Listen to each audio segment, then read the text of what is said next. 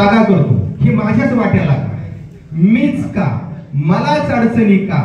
तर मला या ठिकाणी सांगायचंय, संघर्ष हा जीवनात आलाच पाहिजे.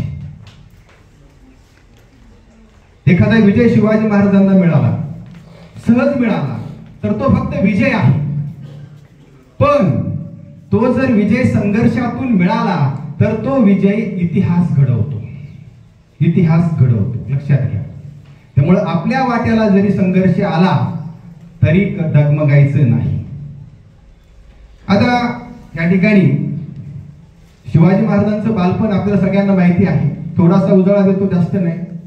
शुद्ध बीजापोटी फळे, रसाळ गोमटी, मा जिजाऊ आणि शहाजीराजे यांच्या पोटी 19 फेब्रुवारी 1630 रोजी शिवनेरी किल्ल्यावर शिवाजी महाराजांच्या पोटी फळे, रसाळ गोमटी असं मी का म्हटलो? कारण की त्या ठिकाणी जिजाबाई आणि शहाजीराजे यांच्या संस्कारामध्ये वाढलेलं हे रोपट आहे. आता या ठिकाणी एक वाक्य मला आठवतं. शिवाजी महाराजांवर संस्कार जिजाबाईंनी केले कारण की शहाजी राजांचा सहवास हा जास्त मिळालेला नाही. त्यावेळेस शिवाजीराजे म्हटले जिजाबाईला की आम्ही धन्य झालो की तुमच्या कुशीमध्ये आम्ही जन्म घेतला. त्यावेळेस त्या ठिकाणी शिवाजी महाराज म्हटले जिजाऊंना की कोणीही तुमच्या कुशीत जन्म घेतला असता तरी तो शिवबाज झाला असता. म्हणजे याच्यावरून आपल्याला त्यांच्या संस्काराची प्रचिती येते. लहानपणी रामायण महाभारत यातल्या कथा सांगितल्या. आता रामायण महाभारतातल्या कथा सांगितल्यानंतर साहजिकच राम कृष्ण याबद्दलची माहिती त्यांच्यापर्यंत पोहोचली. त्यावेळी जिजाऊ म्हणायच्या, तू होशील का रामासारखा राजा? तू कृष्णासारखं कंसाचा वध करशील का? त्यावेळेस शिवाजी महाराज म्हणायचे, हो, का नाही, करेल ना. आजकाल म्हणजे हे संस्कार आहेत लहानपणी रुजवले. आजकाल म्हणजे थोडंसं खेदाने व्यक्त करावं लागतं. आपणही पाहता आपण सर्व समंजस आहात. असे संस्कार आपण देतो का? मुलगा त्या ठिकाणी नटून थटून जर आला, मुलगी नटून थटून जर आली तर आपण म्हणतो, वा सलमान खान दिसतोस, वा शाहरुख खान दिसतोस. हे संस्कार आपण आपल्या मुलांना देतो, बरोबर का?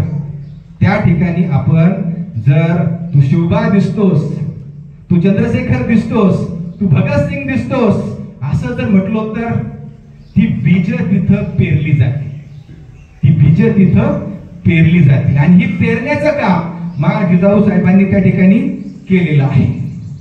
आता सगळं काही उघड्या डोळ्यांनी शिवाजी महाराज पाहत होते, काय चाललंय साम्राज्यामध्ये, आपल्या राज्यामध्ये काय घडतंय, कशा प्रकारे लूटपाट होते.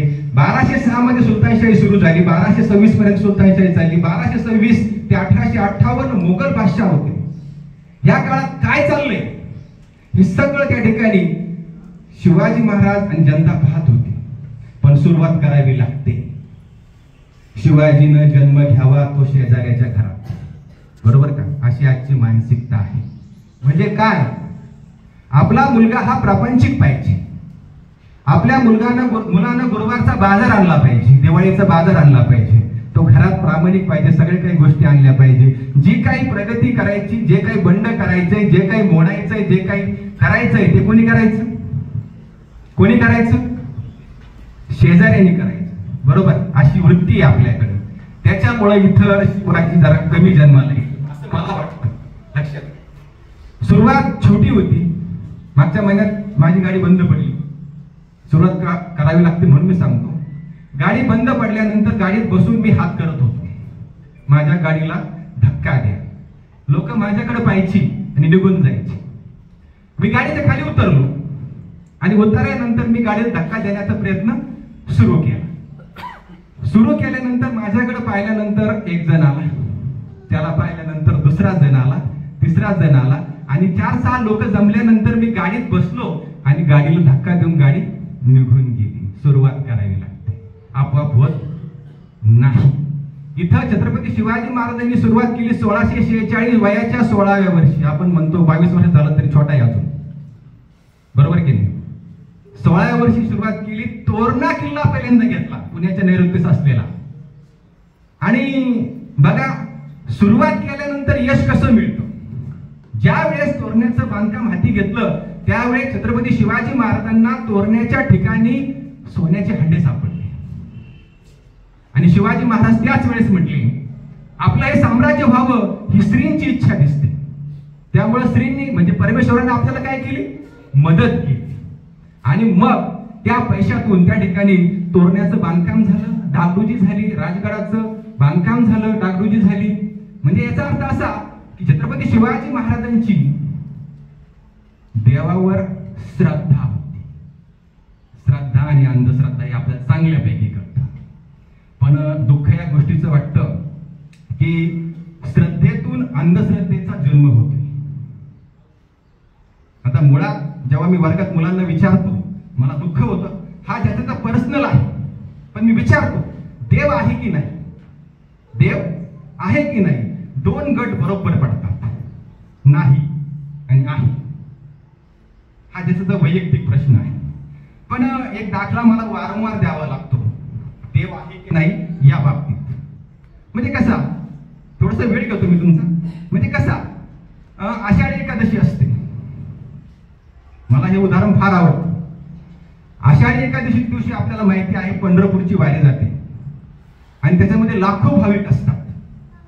लाखो भाविक हे दर मजल करत करत करत पंढरपूरला पोहोचतात. अगदी टीव्ही मध्ये सुद्धा आपण पाहतो की कशा प्रकारे त्या ठिकाणी हे लोक अनवाणी पायानं पाऊस ऊन वारा सगळं सहन करून पंढरपूरला जातात. त्या ठिकाणी छायाचित्रण करणारे त्या ठिकाणी पत्रकारही असतात, बरोबर की नाही. मग एका पत्रकाराने काय केलं, एका वृद्ध व्यक्तीला जवळ बोलवलं. त्याला लहर आली थोडीशी बाबाची विकेट घेण्याची. तरुण असतो, तरुणांना नेहमी लहर येते. ती लहर त्याला आली आणि त्यांनी बाबांना जवळ बोलवलं आणि बाबा किती वर्ष झाले तुम्ही वारी करताय? बाबांचं वय 60 आसपास. बाबा म्हणे 30 वर्ष झाली. किती वर्ष झाली? 30 वर्ष. मग ह्या 30 वर्षामध्ये तुम्हाला परमेश्वर भेटला का?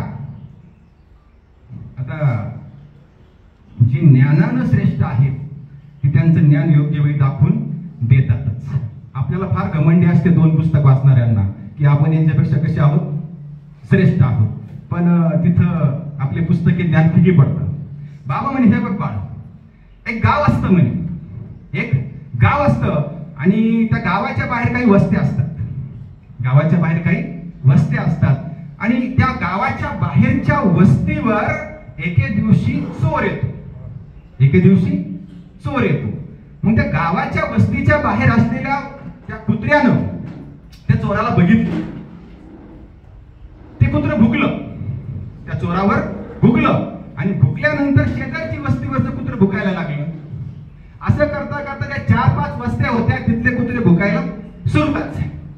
मग हा कुत्र्यांचा भुकण्याचा आवाज ऐकून गावातले कुत्रे सुद्धा भुकायला लागले, बरोबर की नाही? जागेवर आहे? हा, तुम्ही जागेवर पाहिजे. सगळे भुकायला लागले. मग बाबा म्हटले की हे बघ बाळ, त्या पत्रकाराला विचारलं कुत्रा कोणी पाहिलं, सॉरी चोर कोणी पाहिला, चोर कोणी पाहिला? तर पत्रकार म्हटला त्या गावातल्या बाहेरच्या कुत्र्या, बरोबर. मग दुसऱ्या कुत्र म्हणजे त्या कुत्र्यावर विश्वास ठेवून वस्तीवरचे आणि गावातले सगळे कुत्रे भुकायला लागले. मला उत्तर दे म्हणे, आपण माणसं आहोत. ज्ञानेश्वर तुकाराम नामदेव यांनी देव नाही पाहिला का? पाहिला का नाही? मग त्यांच्यावर आपण विश्वास ठेवू शकत नाही का? माणसं आहोत ना आपण. कुत्रा जर कुत्र्यावर विश्वास ठेवतो तर आपण माणसावर ठेवू शकत नाही का? ठेवू शकतो. म्हणून देव पर्सनल प्रश्न आहे, मी त्यामुळे तुम्हाला मी उडत नाही मानायचं की नाही. पण शिवाजी महाराजांची त्या ठिकाणी आस्था होती आणि आस्थेला स्मरून त्या ठिकाणी त्यांनी काम केलं. अंधश्रद्धा आपण पाळतो, अमावस्या वगैरे काय असेल नसेल ते विरोध नाही, पण महाराजांनी कधीही अंधश्रद्धा पाळलेली नाही. जे गड किल्ले 450च्या आसपास गड किल्ले जिंकले ते सगळे जवळपास अमावस्याला रात्रीचा काळ असतो, त्याचा फायदा. मग आपण जर त्यांचे वारसदार आहोत तर या गोष्टी आपण पाळायच्या का? जरा विचार करा. आदिलशाह, मुघल, निजाम यासारखी अनेक मांजरं आडवी गेली, थांबले का? आपण घरातून मांजर पाहिलं का? नको, थांबा 10 मिनिटं. शिवाय आपण शिकलेलो आहोत, आपण शिकलेलो आहोत. म्हणजे सांगायचंय काय मला, शिवाजी महाराज कसे वागत होते, त्यांचे विचार कसे होते, हे आपण प्रत्येकानं ध्यानात घेतले पाहिजेच. आता शिवाजी महाराजांबद्दल बोलत असताना एक गोष्ट मला या ठिकाणी सांगावीशी वाटते. जया अंगी मोठेपण तया यातना कठीण, ऐरावत रत्न थोर त्यासी अंकुशाचा मार. बरोबर की नाही? समाजात असंच असतं. जे मोठे असतात रांगेत बसलेले त्यांना माहिती आहे की त्या ठिकाणी मोठेपणा हा किती त्रासदायक असतो, किती आव्हानांना सामोरं जावं लागतं. लक्षात घ्या, तशा आव्हानांना छत्रपती शिवाजी महाराजांना सामोरं जावं लागलेलं आहे. अफजल खान असेल, शाहिस्ते खान असेल, अनेक मुघलांच्या स्वाऱ्या असतील, या सगळ्यांमध्ये शिवाजी महाराजांना तरुण जावं लागलं, परंतु ते डिप्रेशन मध्ये गेलेले नाही. आपण सगळे डिप्रेशन मध्ये आहोत, सगळे. यातला एकही व्यक्ती मी असं म्हणू शकत नाही की डिप्रेशन मध्ये नाही किंवा त्याला काही विचार येत नाही. आणि आपले विचार, आपलं डिप्रेशनचे कारण हे क्षुल्लक आहे. क्षुल्लक म्हणजे कसं, अगदी मुलांकडे पाहिलं ना, माझं स्टेटस पाहून मला रिप्लाय दिला नाही म्हणून डिप्रेशन मध्ये, अशी कारण आहेत आपल्याकडे. मुळात आपल्या मुलांना स्टेटस म्हणजे काय हेच कळलं नाही. स्टेटस म्हणजे आपला दर्जा, आपली आजची परिस्थिती, आणि आपण काय ठेवतोय. बरोबर की नाही? मुळात ज्याला दर्जा तयार करायचा, ज्याला स्टेटस तयार करायचंय, तो या फालतू भानगडीकडे पाहत, मैं कल कुछ कर जाऊंगा देखते रहना. मी आता क्लास टीचर असल्यामुळं अनेक मुलांचे नंबर सेव्ह असतात आणि त्याच्यामध्ये हे मजेदार पाहायला मिळतं. मुळात अशा गोष्टीला आपल्याकडे वेळच नकोय आणि डिप्रेशन मध्ये जाण्याचं कारण नाही. त्यामध्ये जिजाऊ साहेब, शिवाजी महाराजांना अनेक प्रसंग आले, कधी डिप्रेशन मध्ये गेलेत, कधी गेलेत का? नाही. शिवाजी महाराज कधी डिप्रेशन मध्ये गेलेत का? संभाजी महाराज डिप्रेशन मध्ये गेलेत का? नाही गेले. त्यांच्या विचाराचे वारसदार आपण आहोत, त्यामुळं आपल्याला सुद्धा डिप्रेशन मध्ये जाण्याचा कुठलाही अधिकार नाहीये. महाराजांच्या जीवनामध्ये अनेक अनेक गोष्टी घडल्या, त्यातले 2-3 प्रसंग मला सांगावेसे वाटतात. तुम्हाला माहिती आहे, आपल्याला माहिती आहे, आपण असं म्हणतो, पण नेमकं आपलं त्यातलं काहीच माहिती नसतं. हा मोठा दोष आपल्यामध्ये आहे. मग जे प्रसंग मला सांगायचे माझ्या दृष्टिकोनातून, त्यामध्ये मी अफजल खानाचा वध 10 नोव्हेंबर 1659, सगळ्यांना माहिती, जास्त मी सांगणार नाही, किती फूट उंची, किती वजन, जास्त बोलणार नाही. पण नियोजन कसं परफेक्ट असावं, नियोजन कसं परफेक्ट असावं याचं उदाहरण मी तुम्हाला महाराजांच्या माध्यमातून सांगतो. तर 10 नोव्हेंबर 1659 प्रतापगडाच्या पायथ्याशी भेट ठरली. आता लोकांना असं वाटतं की महाराज अफजल खानाची भेट घ्यायला गेले म्हणजे अफजल खानाने महाराजांना बोलावलं. बरोबर का? गनिमी काव्याचा भागच हा आहे. कधी जावं लागतं तर कधी बोलवावं लागतं. तो आला नव्हता, त्याला आणला होता. लक्षात घ्या, तो आला नव्हता, त्याला आणला होता. शाहिस्ते खान ज्या ठिकाणी लाल महालात जाऊन तुडवला होता. बरोबर की नाही? हा गनिमी काव्याचा भाग आहे. मग त्या ठिकाणी सगळी गोष्ट तुम्हाला माहिती आहे. शिवाजी महाराजांनी 2 प्रकारचे प्लॅन केले, प्लॅन ए आणि प्लॅन बी, प्लॅन अ आणि प्लॅन ब. पहिला म्हणजे याने बोलवलंय, चर्चा करायची, समोपचारानं घ्यायचंय, हा पहिला प्लॅन. काय असं होतं, मान्य करायचं आणि त्या ठिकाणी काय करायचं, आपल्यावर आलेलं संकट क्लोज करायचं. पण तिथं गेल्यानंतर जर काही झालं तर, दगाफटका झाला तर, यासाठी प्लॅन बी. लक्षात ठेवा मी काय बोलतोय. एकाही प्लॅनच्या आधारे कधी युद्धात उतरायचं नाही. प्लॅन बी पाहिजेच, आर्थिक बाबतीत सुद्धा. म्हणजे मी सांगतो तुम्हाला या ठिकाणी तरुण मित्रांनो, 100 रुपये एका ठिकाणी येत असतील तिथे धोकादायक आहे, पण 10 रुपये जर 10 ठिकाणाहून आले ते तुमची जिंदगी बनवून टाकते. लक्षात घ्या, एक सोर्स जर कमी झाला तर फरक पडत, पण ते 100 रुपये डायरेक्ट बंद झाले तर आपली काय अवस्था होईल. त्यामुळे प्लॅन ए बरोबर प्लॅन बी पण पाहिजे. आमचे शिक्षक मित्र हुशार आहेत, त्यांचे प्लॅन सी पण आहे. प्रत्येकाचे प्लॅन सी काही डी पर्यंत जाऊन पोहोचलेले आहेत, त्यामुळे जास्त सांगायची गरज नाही.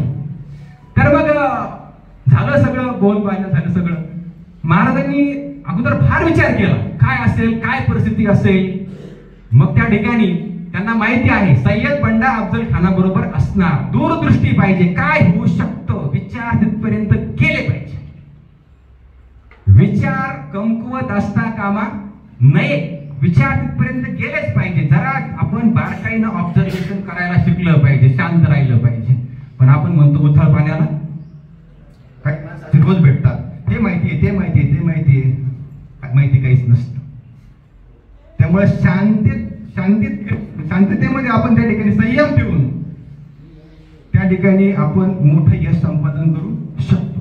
सय्यद बंडा सांगितलं कृष्णाजी भास्करला, मी त्याला घाबरतोय, मी त्याला घाबरतोय. कधी कधी घाबरत नसले तरी घाबरण्यासारखं करावं लागतं समोरच्याला गाफील ठेवण्यासाठी.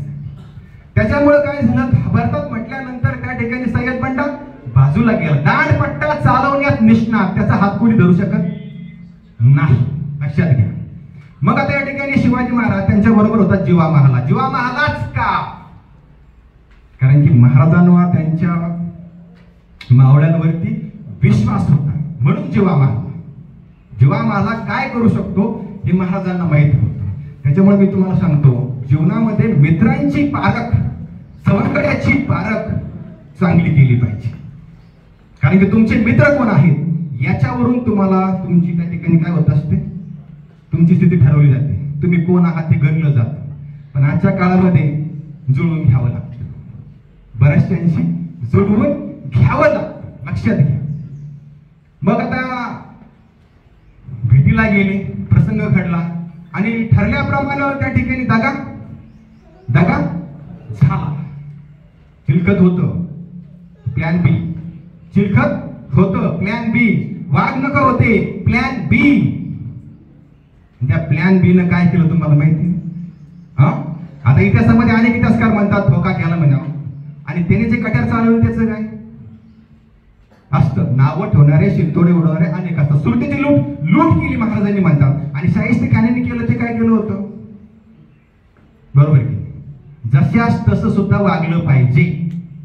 जसं तसं वागलं नाही तर तुमचं अस्तित्व शून्य, तुमचं अस्तित्व शून्य.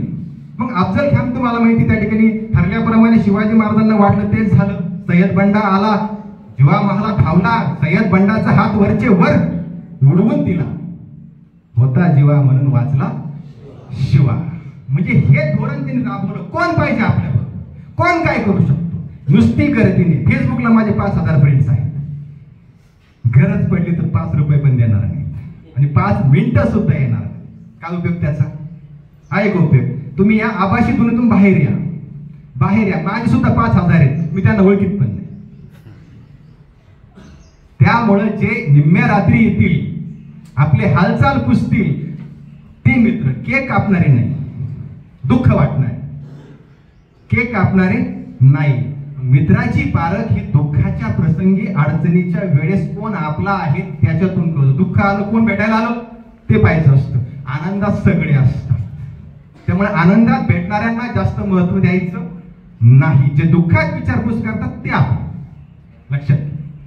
अफजल खान प्रसंग तुम्हाला माहिती झाला. त्यानंतर तो प्रसंग घडला, अनेक प्रसंग घडले या ठिकाणी. त्या ठिकाणी दुसरा एक प्रसंग मला सांगावासा वाटतो. पुरंदरचा जास्त बोलणार नाही, मला वेळेचं लिमिटेशन आहे, पण बोलतो तितकं फास्ट बोलण्याचा प्रयत्न करतो. पुरंदरचं तर तुम्हाला माहिती आहे. स्वराज्याचे 23 किल्ले औरंगजेबाच्या आधिपत्याखाली आलेल्या मिर्झा राजा जयसिंहाने ताब्यात घेतले. किती? 23 किल्ले. सुरुवात झाली ना स्वराज्याची, फक्त सुरुवात होती. 23 किल्ले द्यावे लागले. प्लस कुठे यायचं, कुठे यायचं शिवाजी महाराजांनी? औरंगजेबाच्या भेटीला आग्र्याला यायचं, हे बांधून घेतलं. ठरल्याप्रमाणे शिवाजी महाराज आग्र्याला गेले. आग्र्याला गेले, ठरल्याप्रमाणे त्यांचाही अपमान झाला. अपमान होत असतो आणि अपमान झालाच पाहिजे. अपमानातून व्यक्तिमत्व निखारत असतं. प्रत्येक ठिकाणी मान असून चालत नाही. मान मिळाला का त्याचं मान मोडलीच. अपमान झालाच पाहिजे. तुम्हाला प्रगती करायची, तुमचा अपमान झालाच पाहिजे. त्या अपमानातून तुम्ही शिकू शकता. लक्षात घ्या. काय अपमान झाला? ज्यांना अनेक वेळा महाराजांनी धूळ चारली अशा लोकांच्या मागच्या रांगेत महाराजांना उभं केलं. अपमान स्वाभिमानी माणसाला फार म्हणजे मृत्यू यातना असतात अपमान झालेला स्वाभिमानी माणसाला. ज्याला काय नाही ते ओके ऍडजस्ट करून घेतो, पण स्वाभिमान माणसाचं दुखणं फार मोठं असतं, त्याला अपमान पचत नाही. शिवाजी महाराजांनी विरोध केला. हे असं कसं? ठरल्याप्रमाणे काहीच झालं. महाराजांनी कैदेत टाकलं आणि कैदेमध्ये गेल्यानंतर त्या ठिकाणी कडा पहारा दिला. हेतू हाच होता, महाराजांना आग्र्याला बोलवून त्या ठिकाणी कैदेमध्ये टाकणं. विश्वास जयसिंह राजे मिर्झा जयसिंह बरोबर हातळ झालता, त्यांनाही माहिती नव्हतं की असं होणार आहे, पण ते झालं. तुम्हाला माहिती आहे आग्र्यातून सुटका कशी झाली. हिरोजी फर्जंद हे शिवाजी महाराजांचे सावत्र भाऊ, त्यांच्यासारखे दिसणारे तिथे थांबले ते त्यांच्या जागी आणि हे पेटारा घेऊन निसटले. आता हे कळालं की आग्र्यातून महाराज सुटले.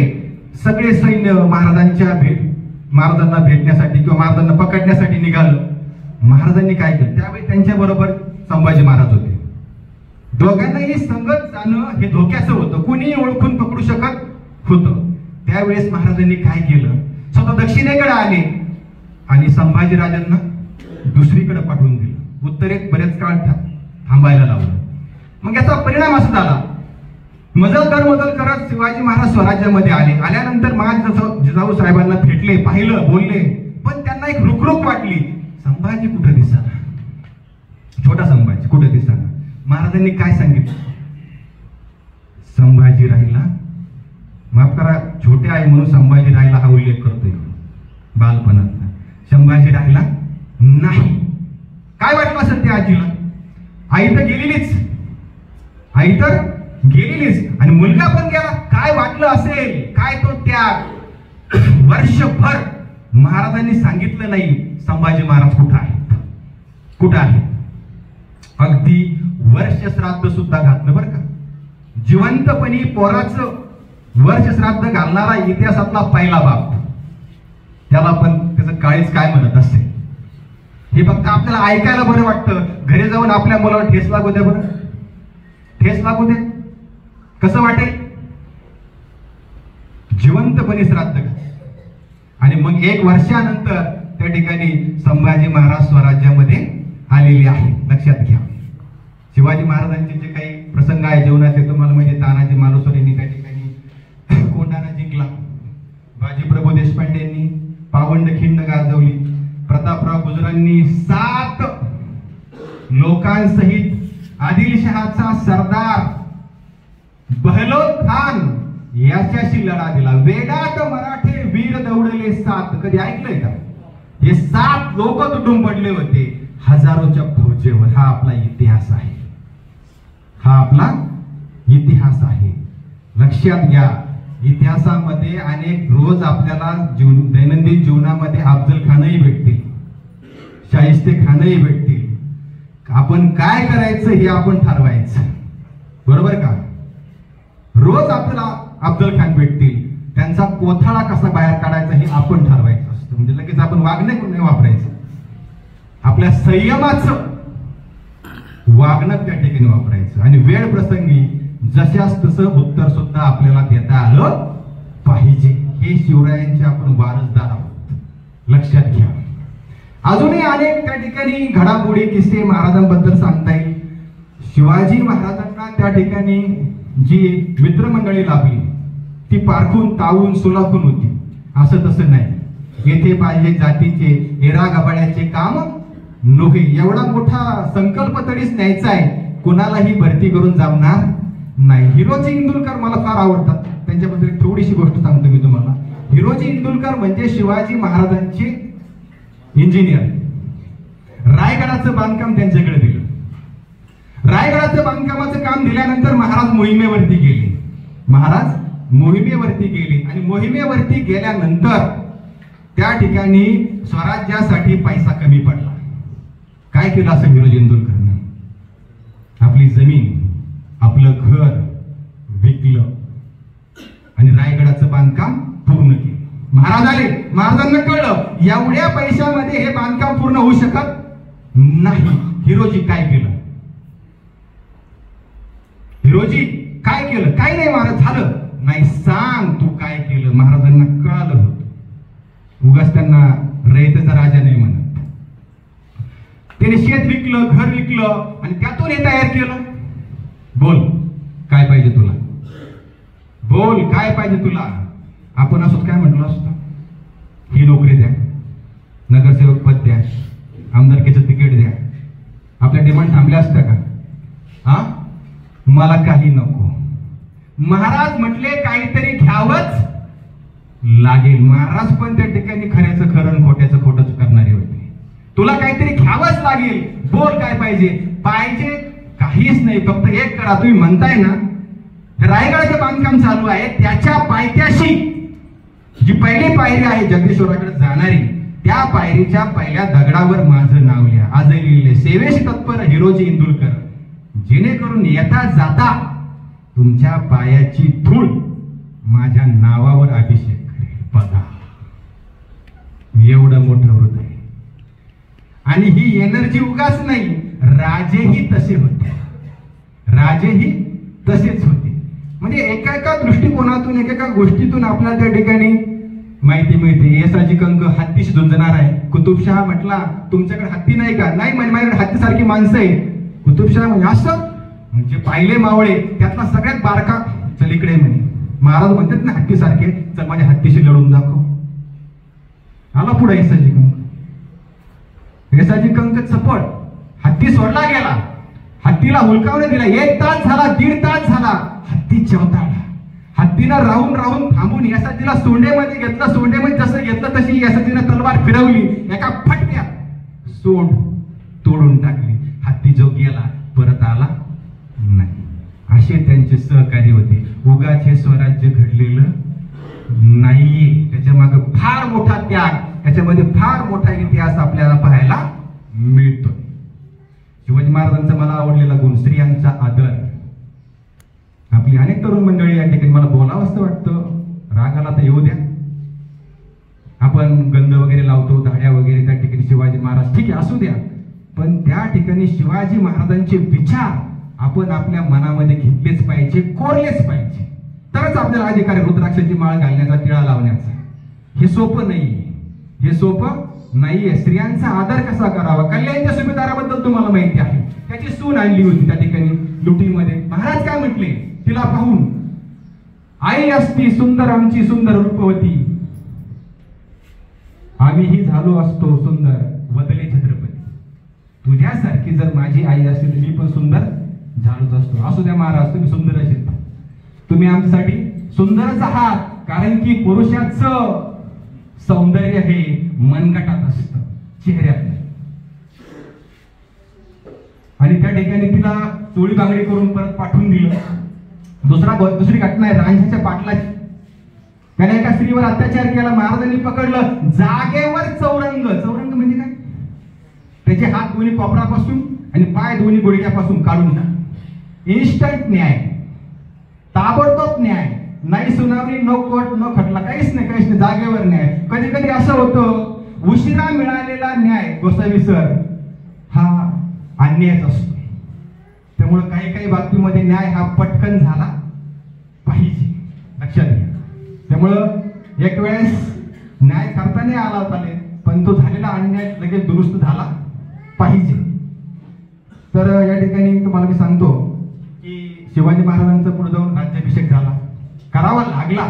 आपण तो करायला भाग पडला. कारण की शिवाजी महाराजांना जो विरोध झाला तो तुमच्या माझ्याकडून झाला, आप्तस्वकीयांकडून झाला. ते बघा, त्या ठिकाणी 19 फेब्रुवारी 1630 जन्म आहे आणि 1646 ला पहिला किल्ला जिंकला. म्हणजे घोडदौड त्या ठिकाणी सुरू झाली 16व्या वर्षी. आणि 6 जून 1674 ला शिवाजी महाराजांनी काय केलंय? स्वतःचा राज्याभिषेक केलाय 28 वर्षानंतर. आज जर काही म्हटलं, मी कुठं सरपंच आहे, मी कुठं आमदार आहे, आधी आम्हाला खुर्च्या द्या, आधी आम्हाला पद द्या, मी काम करतो. 28 वर्ष राज्य स्थापन करून त्या ठिकाणी शिवाजी महाराज कुठलाही त्या ठिकाणी फॉर्मॅलिटीज न पाळता रयतेसाठी लढले, रयतेसाठी जगले. असं कोणी करू शकेल का? नाही करू शकत. माझ्याकडे पद नाही, माझ्याकडे हे नाही, माझ्याकडे अनेक कारण असतात. पण तिथं कुठलंही पद न घेता त्या ठिकाणी काही अडचणी आल्या, त्यामुळे स्वतः त्या ठिकाणी स्वतः त्यांनी राज्याभिषेक करून घेतला. 6 जून 1674 रायगडावरती. शिवाजी महाराजांचं कर्तृत्व हे आबाळापेक्षाही श्रेष्ठ आहे.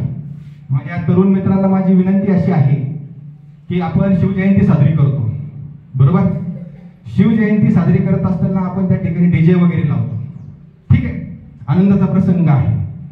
पण डीजे वगैरे लावत असताना थोडंसं आपण भान ठेवलं पाहिजे, आपण काय करतो, त्या गाण्यातले बोल काय आहेत, आपण नृत्य कसं करतोय, बरोबर आहे की. मी आता बोलता बोलता राहिलो, आपल्याकडे फार मोठं या ठिकाणी जबाबदारी आहे. शिक्षक या नात्याने, माता पिता या नात्याने, आपले जे मुलं आहेत ते अनेक वेळा गॅदरिंग मध्ये भाग घेतात. छोटी मुलं असतात, 2री, 3री, 4थी, 5वीची, आणि त्या मुलांना एक एंटरटेन म्हणून आपण कुठल्याही गाण्यावर नृत्य करायला लावतो, हे चुकीचं आहे. गाण्याची निवड आपण तपासली पाहिजे, कारण की हेच संस्कार आहे आणि पुढे जाऊन हेच ते मूल अंगीकारणार असतं. त्यामुळं माझी तुम्हाला नम्र विनंती आहे, या बाबतीत तुम्ही थोडंसं अलर्ट राहिलं पाहिजे. तर राज्याभिषेक हा 28 वर्षानंतर केला. तर शिवाजी महाराजांची त्या ठिकाणी जयंती साजरी करत असताना आपण शिवाजी महाराज, त्यांचं चरित्र, त्यांचे गुण, त्यांचं समर्पण हे लक्षात घेऊन ती साजरी केली पाहिजे, अन्यथा त्याचा काही उपयोग नाही. शिवाजी महाराजांना आपण डोक्यावर घेतो, डोक्यावर नाही तर डोक्याच्या आत घ्या. डोक्यावर घेऊन उपयोग येते, डोक्यात घ्या तर आपलं त्या ठिकाणी अस्तित्व, आपली संस्कृती ही त्या ठिकाणी तग धरू शकेल. पुढील काळात तुम्हाला माहिती आहे अनेक चढउतार त्यांच्या आयुष्यामध्ये आले आणि अशातच 3 एप्रिल 1680 रायगडावर, जन्माला गडावर, मृत्यूही झाला रायगडावर. वयाच्या 50व्या वर्षी विषम ज्वराने त्यांचा मृत्यू झाला. त्यानंतर ब्रिटिश आले. ब्रिटिशांनी पाहिलं, अरे एवढा मोठा राजा आणि ह्या असा राजा असताना हा देश पारतंत्र्यात गेला कसा? त्याचं एकच कारण, आपण राजांचे विचार विसरलो. आपण राजांचे विचार विसरलो आणि अजूनही संधी आहे. आपण जर राजांचे विचार पूर्णपणे जर विसरलो तर पारतंत्र्यात जायला आपल्याला वेळ लागणार नाही. त्यामुळे महाराजांचे विचार विसरता कामा नये. आणि यामध्ये मला सांगायचं की आपण गडकोटांचंही संवर्धन केलं पाहिजे, नाहीतर काय होईल, तसं आपण म्हणतो रामायण महाभारत काल्पनिक आहे, तसे आपले 5-50 वर्षानंतर आपले वंशज म्हणतील महाराज काल्पनिक होते. त्यांना दाखवण्यासाठी आपल्याला गडकोटांचं संवर्धन केलं पाहिजे. आणि सगळ्यात महत्वाचं, पाया भक्कम पाहिजे. ज्या इमारतीचा पाया भक्कम, ती इमारत कितीही मोठी असू द्या, किती भूकंप पूर येऊ द्या, ती ढासळत नसते. म्हणून आपल्या घरामध्ये शिवचरित्र पाहिजे, ते कधीही तुमच्या मुलांना ढासळू देणार नाही. ह्या गोष्टी जर आपण लक्षात ठेवल्या तर ही खरी शिवजयंती आपण महाराजांसाठी साजरी करू असं आपल्याला म्हणता येईल. तर या ठिकाणी आपण सर्वांनी, मला 2 शब्द, तसं मी कमी बोलणार आहे, पण आपण सर्वांनी बोलण्याची जी संधी दिली, वेळेचं भान ठेवून, कारण की सुट्टीचा दिवस मला सांगत आलं वेळेचं भान, म्हणून वेळेचं भान ठेवून त्या ठिकाणी मी माझ्या वाणीला पूर्ण विराम देतो. तुम्ही जे मला ऐकलं त्याबद्दल शतशः धन्यवाद.